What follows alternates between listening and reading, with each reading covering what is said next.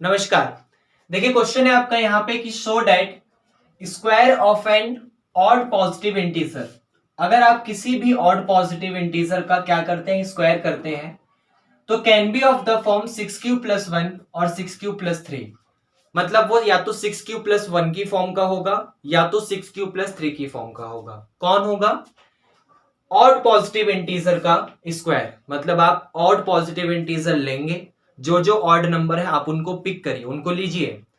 Odd positive integer आपने लिया तो आप ये देखेंगे कि अगर आप उनका स्क्वायर करते हैं तो स्क्वायर करने के बाद वो या तो आपके पास 6q+1 की फॉर्म का होगा, मतलब वो या तो 6 से डिवाइड होने के बाद रिमाइंडर आपको 1 देगा, या तो फिर 6 से डिवाइड होने के बाद रिमाइंडर आपको 0 देगा। क्यों? आपका यहां पर कोई भी इंटीजर है। ये समझ आया? अब यहां पे सबसे पहले ध्यान से देखो, इस क्वेश्चन में हमने अपने नंबर को किससे डिवाइड करा है। तो क्यू हमारा जनरली क्वोशंट का काम कर रहा है और क्वोशंट के बगल में हमारा डिवीजर होता है, और यहां पे जो डिवीजर है वो आपका 6 है। इसका ये मतलब है कि किसी नंबर को आपने 6 से डिवाइड करा होगा।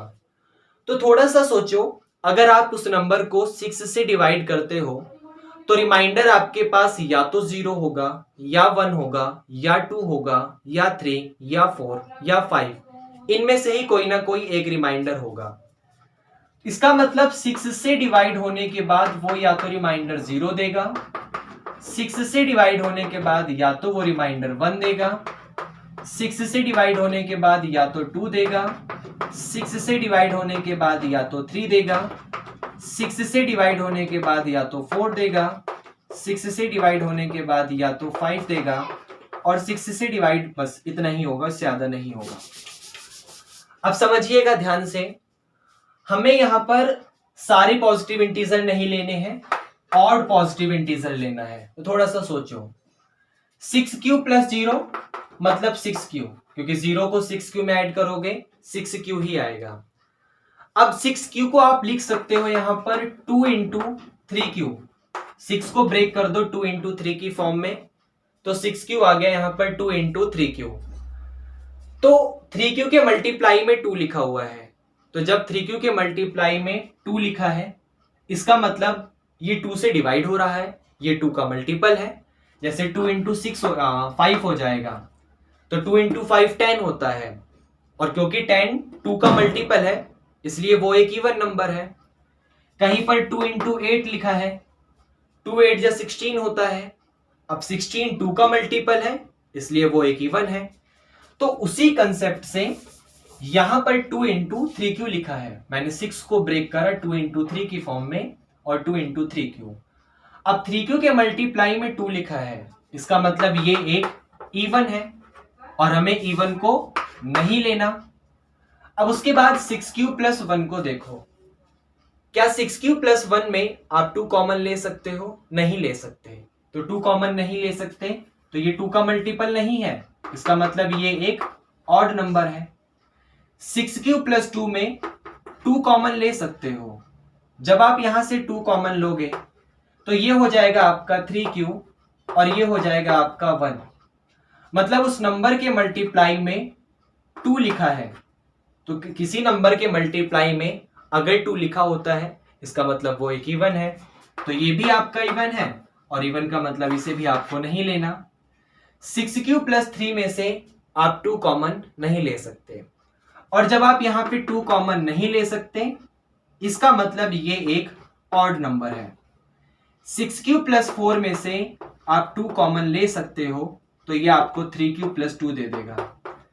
किसी भी नंबर के मल्टीप्लाई में अगर 2 लिखा है तो वो एक इवन नंबर है। 6q+5 में से आप 2 कॉमन नहीं ले सकते, तो ये ऑड नंबर है। तो इवन वाला हमें नहीं लेना था, हमें तो ऑड पॉजिटिव इंटीजर का स्क्वायर करना था। तो ऑड कौन कौन से हैं? या तो 6q+1, या तो 6q+3, या तो 6q+5। तो मतलब हमारे पास यहाँ पे टोटल 6 केस नहीं 3 केस ही बनेंगे। या तो 6q+1 बनेगा, या 6q+3 बनेगा, या फिर 6q+5 बनेगा। तो ध्यान से देखिए, तो अब हमारे पास 3 केस कौन कौन से हैं? सबसे पहले या तो 6q+1 है, या तो 6q+3 है, और या तो हमारे पास 6 प्लस 5 है। एक एक करके सबका क्या करिए, स्क्वायर करिए। तो स्क्वायर करने पर देखिए ध्यान से, अगर 6 प्लस 1 का स्क्वायर करा तो ये हो जाएगा यहां पर a square plus b square plus आपका 2ab। अब इसमें से और इसमें से अपने 6 को कॉमन लीजिए, तो यहां पर आपका बचेगा 6q स्क्वायर और यहां पर आपका बचेगा 2q और ये लास्ट में आपका प्लस 1 सेम टू सेम। अब आप देख सकते हैं कि ये सॉल्व होने के बाद आपको कोई ना कोई एक नंबर ही देगा, कोई ना कोई एक नंबर ही देगा। लेट से मैंने उसका नाम यहां पर m दिया, m is equal to 6q square plus 2q, तो मेरा फाइनली आंसर आ जाएगा 6m और प्लस का 1। क्या ये समझ आया आपको? तो आप देख सकते हैं कि इनमें से कोई एक चाहिए था, या तो रिमाइंडर 1 दे या तो रिमाइंडर 3 दे, तो ये वाला मेरा यहां पर आंसर। ठीक है, अब 6q प्लस 3 को लिया तो उसका स्क्वायर करते हैं, इसे रफ कर दें। ओके, अब 6q प्लस 3 का स्क्वायर करेंगे तो ये हो जाएगा हमारे पास यहां पे a square plus b square और प्लस 2ab। तो 6 3 जा 18 और 18 2 जा 36 और q। ये समझ आया आपको? अब यहां से और यहां से, लेकिन उससे पहले ध्यान से देखिए, एक बात आ गई यहां पे। अब ये जो आपका 9 है वो 6 से बड़ा है, तो जब 9 6 से बड़ा है तो उसको 6 के मल्टीपल की फॉर्म में ब्रेक करिए। मतलब ऐसे 36q स्क्वायर, मैंने 9 को लिखा 6 प्लस 3 और यहां पर प्लस का 36q, क्योंकि 9 से पहले 6 का मल्टीपल 6 1 जा 6 आता है। अब यहां से और यहां से 6 कॉमन लो, तो यहां पर बचेगा 6q स्क्वायर, यहां पर बचेगा 1 और यहां पर 6 6 जा 36 और ये प्लस का 3 तो सेम टू सेम। अब ये सॉल्व होने के बाद आपको कोई ना कोई एक नंबर देगा।